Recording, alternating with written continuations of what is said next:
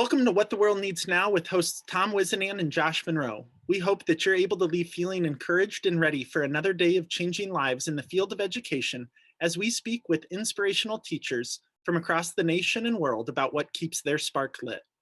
It's no secret that this year's been tough, but if we're honest, every year has its challenges. In this episode, we reflect back on the past year and spend time focusing on what's good in education. We hope that as you listen, you feel your flame of inspiration start to grow. All right, Tom, it has been a year since we have started interviewing inspirational teachers. One year. Did you know it's been a year? It's been 1 year, and it's been a fast year. It's been an incredible year. This, without a doubt, has been one of the best learning experiences, professionally, personally, that I could have ever done. And I know you feel the same way, because we say all the time, like, here we are, we record an episode, we get energized, we get energy from the other professional, and we just go hit the ground running the next day, and it carries us through into the next week, you know?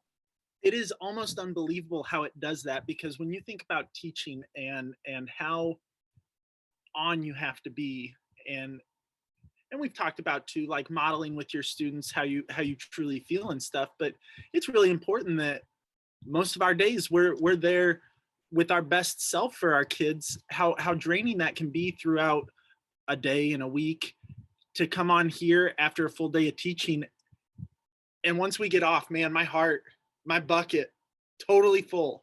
And I'm ready to go again. Absolutely. You know, we look back over this last year, Josh, it's just been wild to me how isolated educators have been. You know, as we went into the pandemic, when we started this whole process of this podcast, we couldn't talk to each other. We weren't in the same space. We had to get on Zoom to figure out what our learning communities look like. And this process makes me think that there really is a lot to being connected with other professionals. There is a lot to having your bucket filled from other people. And as professionals, if we're not taking the time to find those people, those positive people, and hear them and listen to them, I don't know if I could keep my bucket full. Josh, what about you? I would not be in teaching, and I've talked about it in a few episodes, where kind of lived in this silo for a couple years. If I would have kept that up, I would not be a teacher today. It's just not a sustainable career if you try to live by yourself and do things your own way. And since opening ourselves up and listening to other people's stories, man, they're not even my stories, but I go into the next day just feeling like I'm ready to knock it out of the park because of what they were sharing. Absolutely. You're absolutely right. You know, I think of the positivity that each and every one of our guests brings, not just to the podcast or to the YouTube channel, but man, to their classroom, to their kids, the dedication that they bring every single day. It's just incredible. And even going beyond their own classrooms too, to the community, to the world in some of those cases. Like, how inspiring, how could you not be inspired after listening to some of those stories about what they're doing in their class, their community, the world at a greater scale?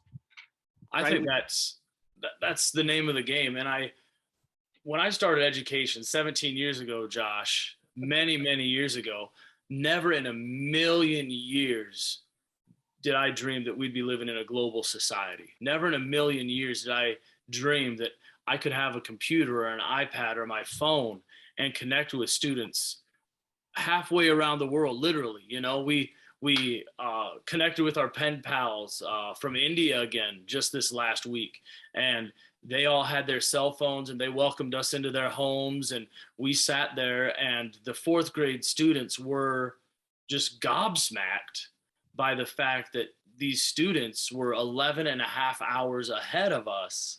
And it was just a moment of pure education bliss, because we're introducing them to a global society, you know? Right. Those walls in classrooms have been knocked down. Yeah.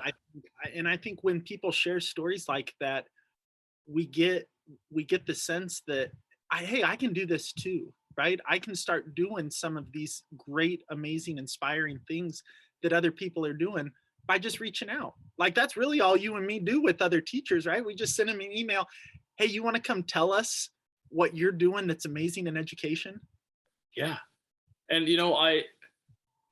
Alex Caggiatani, a good friend of mine, author, speaker, says that if you know what is going right with education, if you are doing something that's inspiring, you owe it to yourself. You owe it to the profession. You owe it to other educators to get out there and tell people about it. And it's not bragging.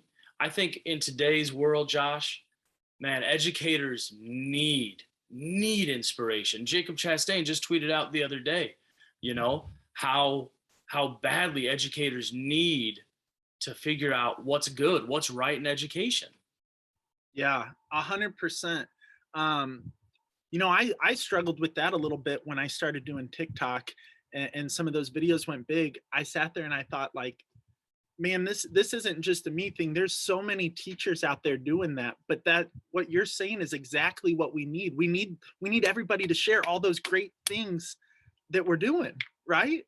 Yeah, Josh, you're absolutely spot on. There's a teacher crisis, there's a teacher shortage all over the country.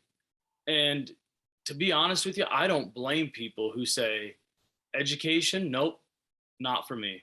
If that's all we do on social media, or that's all we do with our peers or our co-teachers is complain and tell people what is wrong, I don't blame people for not wanting to go into education.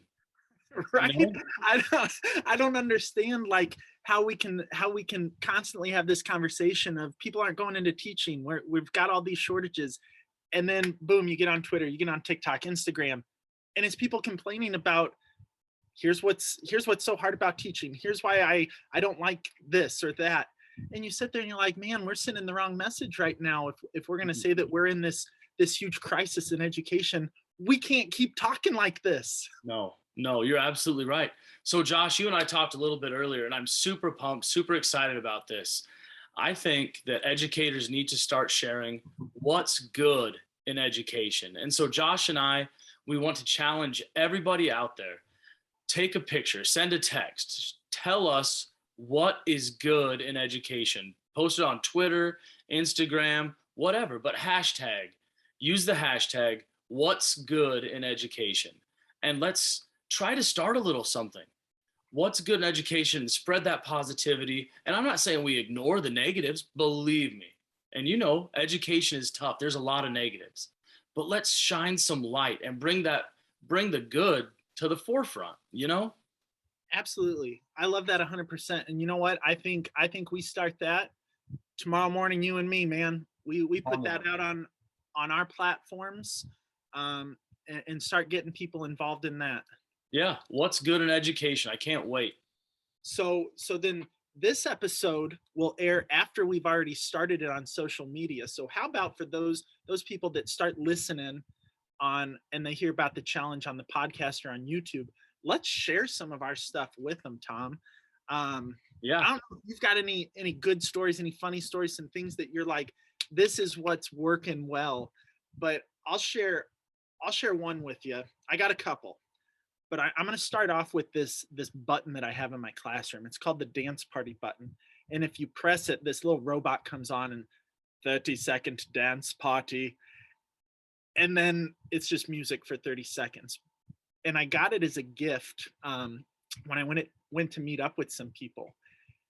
And I set it in my classroom, and I wasn't quite sure how I would use it because, we've got all these things in our teacher toolbox already. And I sat there and thought, like, how would I use this? How would I use this? And one kid just pressed it. Like, he just walked up without saying anything. He just read it, boom, pressed it. It started going. I just stood up, started dancing, doing my dad moves. And I was like, hey, you pressed the button, you better dance. He started dancing. I started pointing to kids. They got up and started dancing. And so now I figured out how I use it. One kid can press it once a day for a random dance party. But if you're the one that presses it, you have to be part of it. Nice. And it's something small. It's 30 seconds. We can all give up 30 seconds no matter where we're at in our day. We kind of have some rules. Don't do it during a test. Don't do it during direct instruction. But Hmm. I'll give up 30 seconds to have some fun with kids, right? Like that little button, it's just reminding me, have some fun. Like don't take ourselves so seriously all the time. Let's have some fun. Yeah, absolutely. 30 seconds, I guarantee you get that 30 seconds back in minutes from focus, from buying from kids. That 30 seconds is well invested. It's not just a party, it's building community. Right. Um, one way I love to build community is I'm not a pretty singer, but I will. I'll sing about how you should quietly get in line or you should quietly get your books or, just transition. And the kids have picked up on that and they're saying, "Oh, Mr. Wiz, is that the song that you wrote for me? Mr. Wiz, is that song for me?" And so I just say, "Yep, that's your song, Cameron," or "That's your song, JC."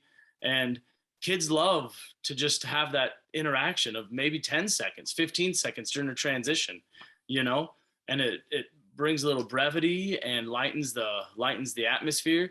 And then bam, you're right into the next subject. And the kids they've had that little brain break or whatever you want to call it. And then they're back at it. Now So I gotta know, is the song the same every time, or are you just making up lyrics off the top of your head? I feel inspired and it comes out of my mouth. Sometimes my filter, isn't there, and it just comes in and goes out. For people listening that don't know, Tom and I don't teach at the same school, but Tom, I feel like we need to, because that is something I do too. Like, here we go, we're lining up now, and just making up weird, goofy Oh lyrics. yeah. Yep. Yep. I love that. I Yeah. love one other thing that I've started doing more of, because I think during COVID I got away from it. I don't think I definitely got away from playing with my kids, like out Mm. of recess and stuff. um this year I've gotten back into it, and I'm big into sports. I like football, I like basketball. So a lot of the times I used to just go and play soccer with kids or football, and I realized that I was leaving out a majority of my kids, or a majority of fifth grade, who weren't playing football, or who never came up to the basketball court. So I've been going down to the playground and playing infection tag. Do you know what infection is? No, you'll have to tell me, Josh. Okay, so infection tag would be like, I'm it, and if I tag you, both of us are it. And we Okay. go, so like people just get tagged. I guess that's probably not a great name with COVID going around. We should probably think of some other name It's other than fitting. It's fitting. The that. kids understand it. The rules are just Right. kind of understood. Right. And so I've been playing that with them. And but when I'm it, like I'll go hard to get at least one kid, but one so that they can go get people. Once I get one kid, I turn into a zombie, and I just walk around, I am going to get you. But just it goes back to just being a normal human with them. Like, I might be 33, but inside my heart, I want to be 10 years old again and play tag and do those things. And so small things like that have inspired me. Yeah. I hope that we can take that play, that whole spirit, and bring it into the classroom too. Something I've really done a lot of this year that is just it's really filled my heart on those days that are tough is just not maybe meeting with a small group, but meeting with maybe a group of kids on the floor and just doing math problems with them, or maybe I'm reading the science book with them, and giving them that time that way and investing and just being with them. And I think that really goes a long way in building that classroom connection, that classroom community. And it sure does me good because, yes, I could be putting grades in the grade book. Yes, I could be getting the lesson ready for the next plan period. Yes, I could be responding to emails. But man, the most important thing at that moment is being present with the kids. And whether it's on the playground playing infection tag or whether it's sitting down and sharing 5, 10, 15 minutes of what could be small group lessons or, emails, take that time with those kids. I hope that's something that a lot of educators are doing, taking that time. I think what you're talking about is really important for teachers to hear too. And not that we would do it every single day that you're skipping out on this small group, but every once in a while it is important for us to say, hey, you know what, today I know that Timmy and Tommy and Tina, they don't need to come sit with me and read this book. I'm going to go sit with them. Yeah. I'm going to talk to them about their life. I'm going to spend 3 minutes. That's each kid. I'm going to give you 3 minutes. Let's just talk. Like, what's Mhm. going on in your life, you know? And that's important for us to do, is to realize we can take breaks from things to connect with our kids. Yeah. Yeah. You know, like you said, it can't happen all the time. And if it does, then we're in trouble. But I think being really, really purposeful with how we spend our time, and, you know, great teachers get a feeling for their class, get a feeling for their kids. And if kids need that, that's awesome. Do it by all means. And I feel like we could probably just keep talking about the awesome things that we're doing in our classroom. I got to know, maybe on a broader scale. So maybe it's in your classroom, maybe it's your school, our district, in education. With all of this complaining that's going on, what are some things that we can turn our attention to and say, hey, let's focus on this because this is going real well? Yeah. Yeah. You know, something that I think we really need to focus on is the resiliency of kids. Um, yes, I don't know if you want to call learning loss or, you know, unfinished learning, whatever you want to call it. There's that. Absolutely. But kids are resilient. I see kids in my classroom that, sure, there was unfinished learning from COVID. And even this year, you know, we have to close a classroom here, close a classroom there, close a school. Um, but man, are kids resilient, and they want to learn. That desire to learn and grow hasn't gone anywhere. And I think as educators, we need to celebrate that. Yes, we know there's deficits. There's no way to get it. It was a global pandemic, man. What is it? Once in every 100 years, you have one of these things. So Right. yeah, it's going to be bizarre. It's going to be crazy. But Josh, I really think we need to celebrate the fact that educators have a great job, because we deal with some of the most resilient beings on the planet, these kids. You know, one thing that I've seen, or maybe heard a lot of, are behavior issues that have come up since COVID. And I think if we really do pause for a second, we can find some good in that, right? Like, I'll be the first to admit it, that there's been a lot of behavior over the last year and a half now, from kids not being in school, from what you're talking about, having to quarantine and then come back and relearn expectations, and then all of a sudden you're on a break and now you're back. But if we take a second, we pause and we think about all the growth that we're helping kids with during this time, I think that we can see it as a positive. Like, in the moment, we might feel some frustration. Take some deep breaths, shark breath. And then let's realize, hey man, I just helped this kid learn this skill, that when he's feeling overwhelmed, I just helped this girl when she's feeling angry, a way that she can calm down. And that's something that she didn't have coming into this year. And I think that if we change our mindset a little bit on some of these things that we like to complain about, we can start seeing things in a better light. I think what you're saying is absolutely right, Josh. And you know, we have to, I think it's great that what you're saying about behaviors is being brought to the forefront, because for so long we've talked about behaviors or skills just like academic skills.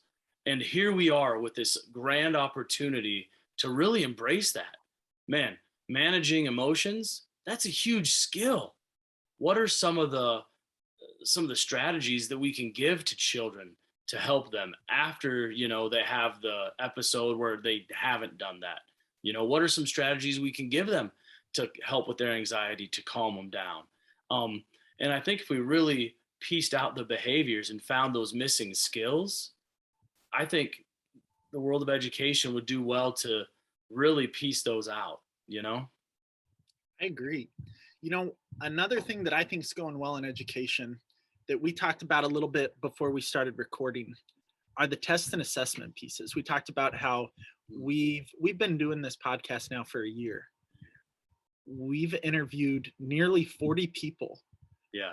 How many times have somebody come on and we ask them, like, hey, what makes you a great teacher? Hey, what are some awesome things in your classroom? And they come back at us with, man, I get really great tests. Man, I ripped my map scores this year. That was awesome. I mean, I Not a think, one. right. And I think that that's something positive coming out of COVID, is that at least from my perspective, it seems like there's a lot less pressure put on these tests, and there's more emphasis being put on how do we take care of these kids as a whole. I think that that's something well that's going on. I think so too.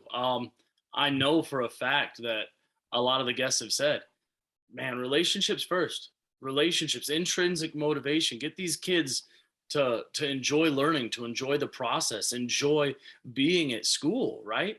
And the test scores will come. It's almost like, I don't want to say an afterthought, but that's secondary to building the relationships.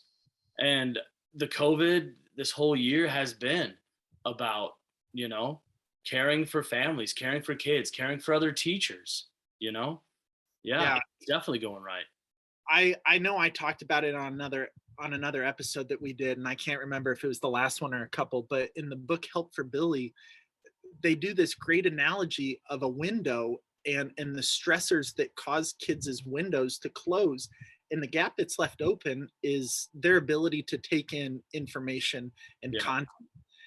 And if we continued to approach education like we did before COVID, where I mean, we were just piling stuff on kids, that window is going to be so small because they have so many stressors going on outside of school, plus what we're telling them, like, hey, you got to know this for math, you got to know this for reading, hey, don't forget about this for reading too, and this for small group reading, and then writing, don't forget. But now that we're pausing for a second, we're realizing, hey, you know what, maybe there are things that are more important in a kid's life than how they did in one moment in time on one test. That's right. And we realize that we can just love these kids, and the test scores, like you said, the test scores will come if we give it time, and we give ourselves time and grace to learn relationships first and what that truly means. That's right. That's absolutely right. Josh, we've been talking a lot about what's good, what's right in education. What are some bright spots coming out of COVID? I'm curious, who is a teacher that really, really helped shape you, that did something right, that was what's good in education for you? Oh, I got a few of them, and I've talked about Mr. Henry quite a bit. So I'm gonna tell you about a different teacher. And I normally don't talk about teachers in high school because I got to be honest, I wasn't one of those kids that really was invested in school. I went to school so I could play sports and I could hang out with my friends. He was my coach for basketball. His name is Steve Throne. Amazing guy. I still keep in touch with him. When I was a sophomore, I was a little bit cocky on my basketball skills. And I got upset that I didn't feel like I was getting played the amount I should on varsity. And I don't know how to say this with like teacher PG language, but I was a jerk, and kind of told him I didn't want to play anymore. Went through about half the summer with that kind of attitude. And then I realized, oh, I made a mistake. Like, I love basketball. I want to play. So I randomly showed up to something, and he walked over. It was to a summer league basketball game. He walked over and he said, hey, I love to see that you're here. You're not going to play right now, but if you want to start coming to practice and putting in the work again, we can have a conversation. I remember that from when I was 16 when I was a sophomore. I was 16. So almost half my life ago, I remember this conversation because one, he held me accountable. Like, grace and accountability, they don't work if they're separate. Grace without accountability won't work. So he held me accountable for my actions. But two, once I started showing up, man, he had this awesome conversation about how much he loved me, how disappointed he was in my decision, but that he wanted to welcome me back. And I just remember like being like, damn, this dude does love me, right? Yeah. Like, he loves me enough to not let me be a jerk to him. He loves me enough to hold me accountable, and then to give me another chance. Like, that was cool. And it formed a relationship that, like I said, I still talk to him today. So that's awesome. What about you, Tom? There's a ton, like an absolute ton of amazing educators I've had, just been blessed to know and have in my life. High school teacher too. Guy by the name of Tom Olson out of Norfolk, Nebraska. Used to be a football coach for years. Amazing guy. Taught psychology. And I remember going into his room, and this is where I was like, yo, this feeling tone, like I felt different in his class. Maybe it was because he played U2 incessantly. Like during work time, we'd have the Joshua Tree going, you know, Streets with No Names is burned in my mind forever. But no, Tom Olson was just an amazing, amazing educator. Cared tremendously for students and his athletes.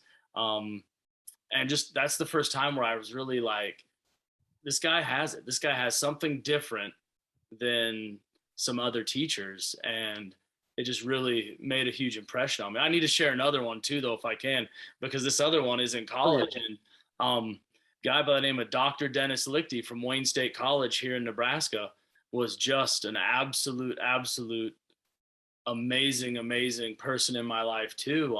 He's the reason I'm in elementary education. And so those two people right there are some of the what's good in education, you know? I think that conversation that we just had is important to have more often. Remembering what's good in education, but remembering those people that helped shape us into who we are. I think that that's something a lot of us need to take some more time to have conversations about. You know, and Josh, I want to challenge again, another challenge. Reach out to those people. Let them know how they've impacted you. You know, just like a person left a note on my desk, you know, to my teacher, you encourage me, you inspire me. Thanks for all you do. A little fourth grader did that. It's no different than if you're a college professor that's 80 years old, you hear from a teacher that's successful, or a high school teacher hearing from an adult that's now successful in life saying that, you really made an impact on me, and thank you so much for doing that. Reach out. I just got a comment today on Instagram from somebody, what's the best gift you've ever gotten from a kid? And I just replied with a handwritten thank you note. But it doesn't even have to be handwritten, because I was thinking about somebody in my class, but what you're talking about, reaching out to teachers that you had in the past, emails are amazing, but making sure that we say thank you to those people that helped build us into the people we are. It's such an important thing to do. I love that challenge. So we got 2 challenges for everybody. We need you all to get behind. Yep. What's good in education? Let people know. Let people know that they made a difference. Tom, it has been an absolutely wonderful year. I am stoked to see what we've got coming up in the future. I can't wait. I'm ready to be and continue to be inspired.